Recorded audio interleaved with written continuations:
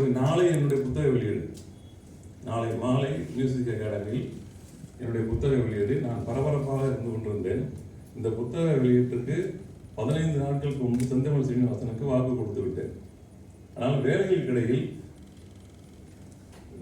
இரவு 10 மணிக்கு பிறகு படிக்க தொடங்கினேன். ஏற்கனவே ஒரு முறை படித்திருந்தேன். ஆனால் நாளைக்கு விழாவில் பேசணுங்கிறதுக்காக நைட்டு வந்து படிக்கிறேன். மறுபடியும் படிக்க இந்த புத்தகத்தில் இருக்கிற கவிதைகள் என்ன செய்தது என்றால், என்னுடைய அக்காக்களை பற்றி நினைவுகளை எழுதிவிட்டேன். நான் பள்ளிக்கூடம் போவேன். 2வது 1ஆம் வகுப்பு படிக்கும்போது அவர் 5ஆம் வகுப்பு. எங்க அக்கா 5ஆம் வகுப்பு படித்தால் அக்கா என்றால் அது குழந்தை தானே.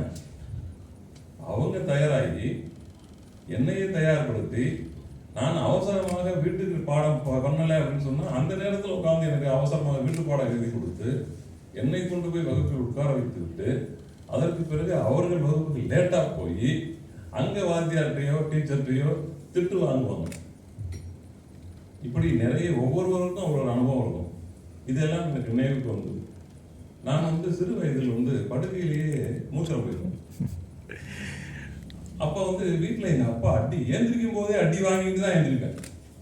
ஆனால் அப்போது என்னை காப்பாற்றுவது எங்க அக்கா தான். எங்க அப்பா என்ன பண்ணுவாரு, அந்த பாயையும் தலாவையும் போர்வையும் எடுத்து இவன் கையிலேயே, ஒரு சின்ன பையன் எடுத்துட்டு போய் எங்க காலனியில ஒரு 30 வீடுகள் இருக்கு. 30 வீடுகள் இருக்கிற அந்த காலனியில இந்த பாயையும் தலவாணியும் நானே அடிவைப்புக்கு எடுத்துட்டு போய் அங்க அலசிட்டு கொண்டு வந்து காய போடணும். அப்பதான் எனக்கு புத்தி வரும் என்று கூட்டு போவாங்க.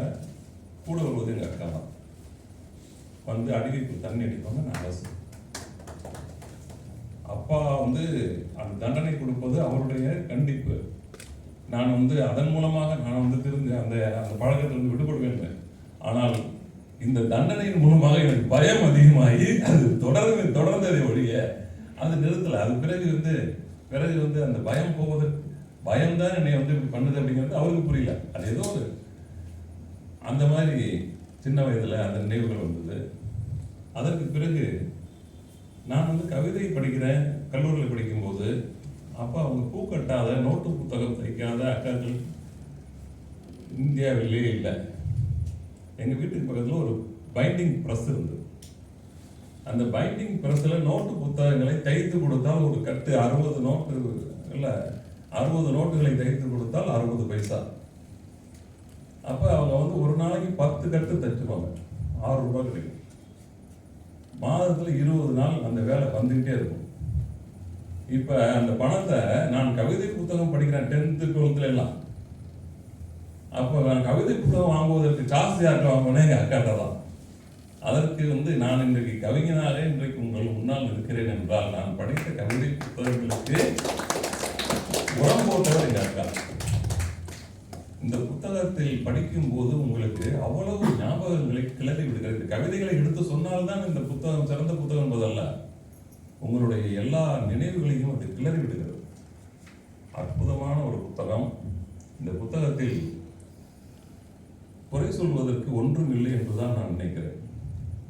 சில கவிதைகளை நான் படித்து உங்களுக்கு அவற்றை பற்றி பேசுவேன்.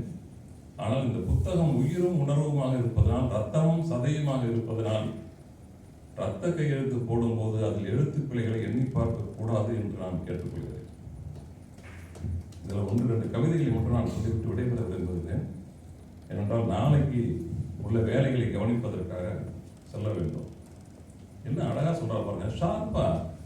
அவர் ஹைக்கூ கவிஞரும் கூட. எவ்வளவு அழகா சொல்றாரு பாருங்க. அக்கா பிறக்கிறாள், அம்மா தாயானாள், தம்பி பிறந்தாள், அக்கா தாயானாள். சுருக்கமாக அவர் அதை ஷார்ட் அண்ட் ஸ்வீட்னு சொல்லுவாங்க பாருங்க. கவிதையினுடைய மிக முக்கியமான பண்பாக என்னுடைய கல்லூரியில் படிக்கும்போது எங்க பேராசிரியர் ஜானகிராமன் ஒருத்தர் கவிதை இலக்கணம் என்ன அப்படின்னு சொல்லி கொடுத்தார். SSS அப்படின்னாரு. Short, sweet, short. அது இருந்தால் போதும். அது நான் கவிஞன் என்பதனால் எனக்கு டிப்ஸ்லாம் இருப்பார்.